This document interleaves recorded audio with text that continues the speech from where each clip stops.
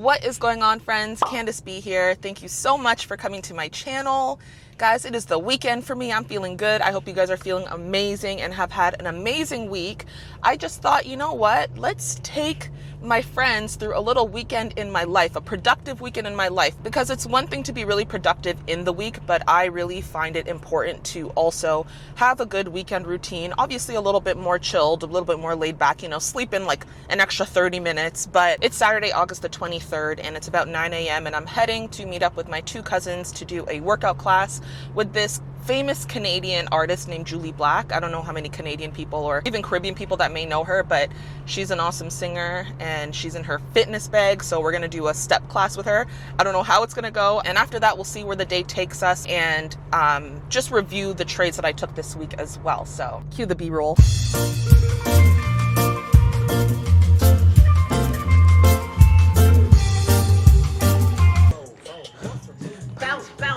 Keep it going, come on.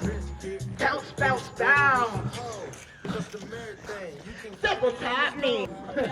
One, put it up.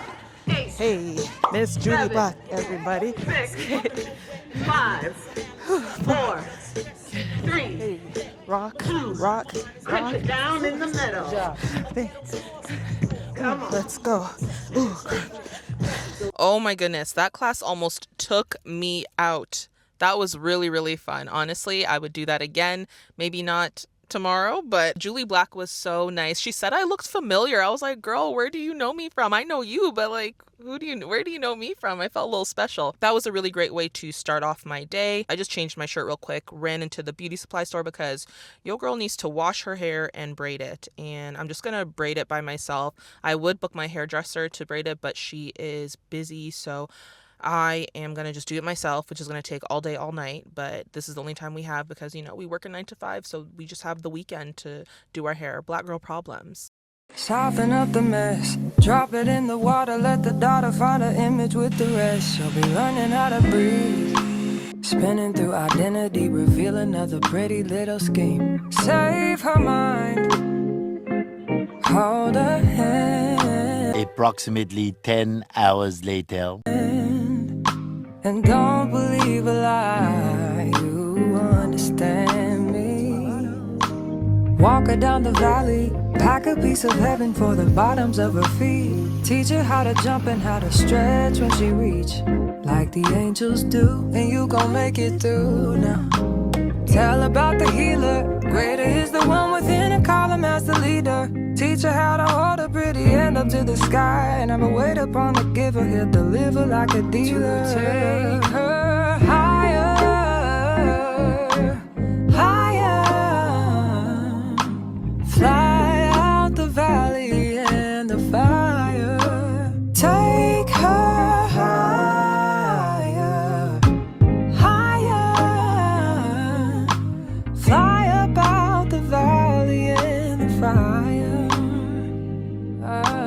Train her feet for running, show her every door and how the windows let the sun in. Copy out the key and tell her this is for becoming. Even in the fever, baby, cry and get to running. And tell her that you better get your bootstraps up, you're with the army. Ready when the truth act up, nothing can harm me. Yelling from the roof I touch, put up a guard and count to 10. Lion's den, speaking with the higher pen. Can't be touched by fire, then fast forward to the... Wow, this week was actually so busy. It's not usually this busy. Usually I am relaxing as I prefer to do. But the main thing was for me to do my hair. Do you guys like it? It took 10 hours. I did not sleep.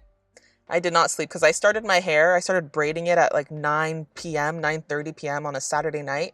And I did not finish till about 8 a.m. on Sunday.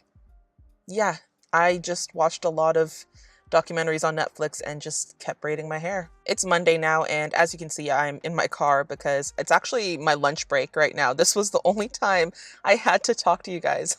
Oh my gosh. But I hope this is encouragement to anyone who's out there thinking that they don't have time to do things. I'm sure you can find a little 30-minute, hour little time that you can create content. You can, back test. You can do something productive that helps you work towards your goals. So I have already reviewed my trades this past week, but I wanted to kind of talk to you guys about just things that I want to improve on because it was a break-even week, but it didn't have to be. This was technically my first week back trading consistently, like regularly, after my 4-month break.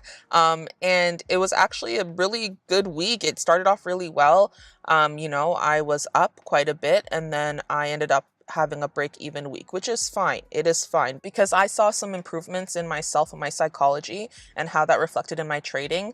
And I also saw some challenges. So let's quickly go over just that. Let me stop talking and let me just show you my trades that I took this past week. Okay, so as you can see, we have my chart here for the NAS 100. And as you can see, I took quite a few trades this past week, quite a few setups I found, and I was just trying to focus on, obviously my psychology, making sure that I'm managing my risk well, which I did for the most part, but some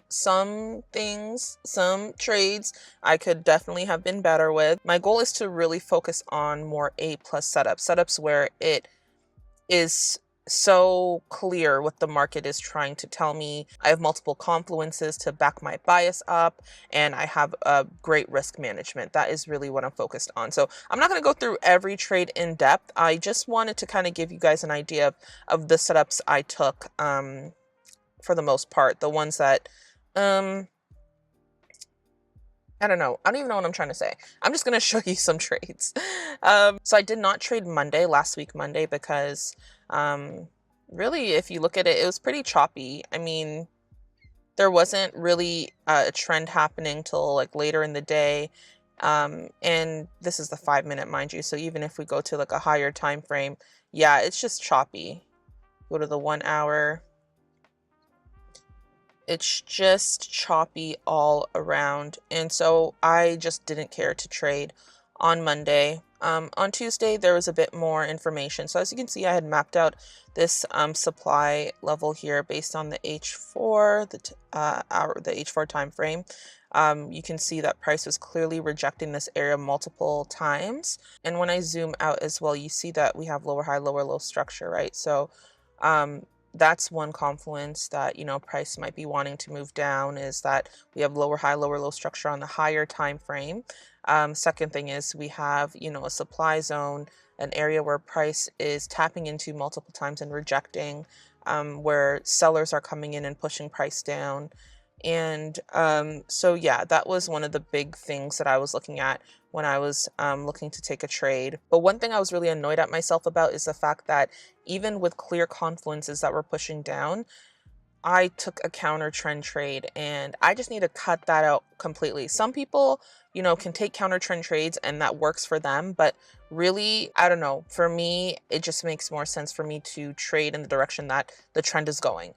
So for whatever reason, I took a long position here. It's really small. You can't even see it. I am open to the idea of trading before 8 a.m. and before 9:30 a.m.'s New York Stock Exchange open, but it just depends on if there's volume. Price had bounced off the higher, it's a higher time frame supply, mind you.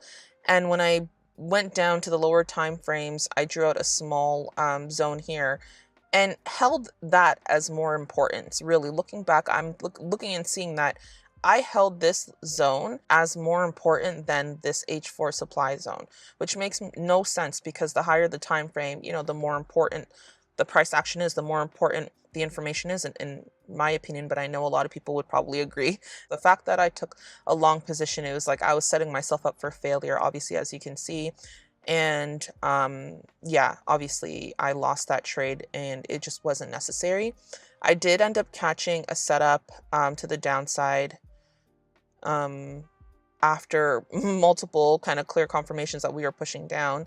I did catch a pretty strong trade to the downside, but I shouldn't have to take 1, 2, 3 trades to get to the actual buys it's supposed to be. So that was one thing I was just like, Candace, we can't go back to those bad habits of just entering trades multiple times, taking buys, taking sells. Like, just take one good setup, wait for the setup, take it, have that confidence that it's an A+ setup, and go from there. As you can see, Tuesday I took 3 trades, and the third one again was just like Monday, where it was like a loss, then a win. It was the same thing with here, a loss, then a win. I shouldn't have to be taking 3 trades.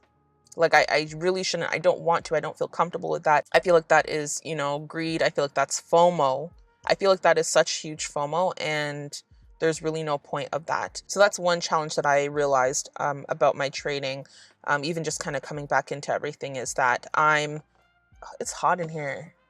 But that's one challenge that I really realized about my trading this week, was that, you know, I'm taking multiple setups just to get to the winning setup. And I feel like that's giving my mind a false sense of comfort, in a way where I think that, oh, if I take more trades, then I'll eventually win. Well, that's silly, because why am I taking multiple trades per day just to get a win? Why is my focus on just winning? That's, I just had an aha moment. Ooh. I just had an aha moment, because why am I so focused on winning that I'm willing to take multiple trade setups? Most that don't even make sense. Most that don't even have enough confluences to make sense. And just for me to say that I won the trade. That's silly. That is so silly. So yeah, Thursday, there was, this was a horrible trade. This was a horrific trade, because one, my risk was not managed well. Two, it was a third trade. Again, do you see how bad habits continue? I had 3 setups on Tuesday, which I shouldn't have. I should have 1 to 2 setups. I should never have 3. That carried over to the Wednesday, had 3 setups again. Both days had 2 losers and 1 winner. And then Thursday comes, and I once again took 3 setups unnecessarily, all 3 of them being losers, and 2 of them being huge losses, increased risk unnecessarily. Because I'm thinking, you know, oh, I've already taken 3 trades on Tuesday. I already took 3 trades on Wednesday. Let's continue that. That's how my cycle, that's what my mind is telling me. That's not what logic is telling me. Logic is telling me to just take 1 setup. Even if I were to have taken just this setup here, mind you, my risk was not managed well. I will admit, I shouldn't be losing 130 plus points times 2. So like really 270 in that range, 270 points on a trade. I should not be, when my goal is to risk like 20 to 40 points a trade. That is not adding up. This is not how a trader who desires to be consistently profitable trades. I have to call myself out on this, because this is unacceptable. And I know it. I always know. I hope that I'm resonating with someone right now, because it's like, you know what to do. This is a time and time again tale as old as time type of story. I know what to do. These trades I know not to take. But in the moment, when I'm in the moment, my emotions give me this false sense of hope, this false sense of confidence that, oh, yep, this is going to be a winning trade. Well, look what happened. I took a long position way too high above a demand. If I'm going to take a long position, technically it should have been where I took these sells. So I took sells where I wasn't supposed to. I took buys where I wasn't supposed to. So taking 3 setups, risking way too much, and then also switching my bias. Oh, whoa. Oh my gosh, that was crazy.